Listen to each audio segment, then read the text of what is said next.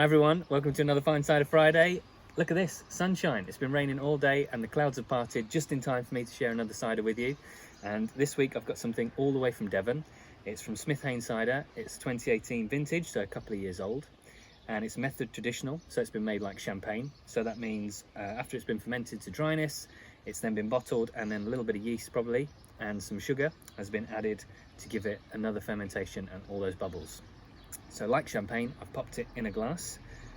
Lots of fizz straight away when I poured it, which obviously you didn't see, but now it's settled down and there's a steady stream going. It's unfiltered, unpasteurized, 100% juice.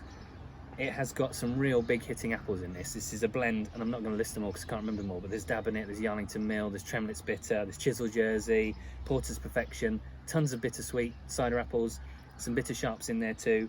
I mean, you can tell from the colour in the bottle that it's going to be really rich. Let's have a look in the glass. In fact, that would be easier for you, wouldn't it? So look at that, unfiltered, so there's a bit of a haze, a bit cloudy, kind of dark straw, like pale gold. Really sings, doesn't it, in the glass? Let's have a smell.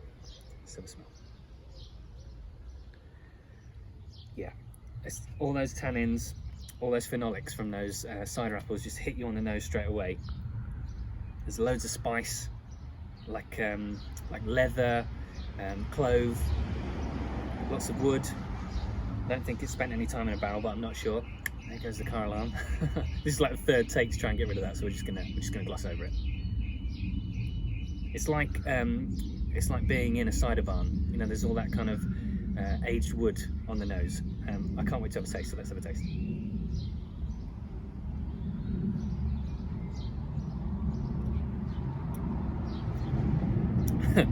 Wow, that is so bitter and astringent and rich that it just kind of sucks everything out of your face.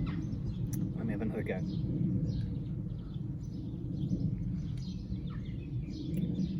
There is so much tannin in there. This has been in the fridge, and normally I leave them for quite a while, but I took the cork out early on just to make sure it wasn't going to be too much fizz, and had a little sip, and even with the chill, it's still really powerful, really punchy. It's quite a blend, that. The kind of spice and phenolics that I got on the nose and all that bitterness is definitely concentrated on the palate.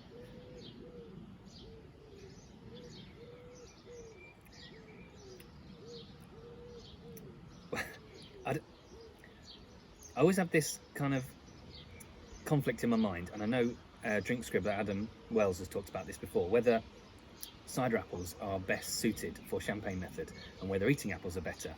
Now, I think there's so much fizz and so much bubbles in here that it just kind of concentrates the flavour even more. It's really, really powerful. I think, for me, I'd like to leave it a little bit, let it settle so there's not so many bubbles, and see how it is, because this is something maybe you'd want a glass of, but not the whole bottle. It's really full on, but that's not to say it's not good. It's really nice. I just think maybe if there was a little less bubbles, which I'll try later, I might be able to drink more of it in one go. But it's a great cider, really nice blend, really well balanced. There's not too much acid from the bitter sharps. There's a lot of tannin from all of them. There's so much to explore in there. So cheers to Haynes. I don't know you very well yet, but I hope to get to know you. I bought it from Scrattings. If you want to get yourself a bottle, I know they have the rest of the range too. And yeah, cheers to the weekend.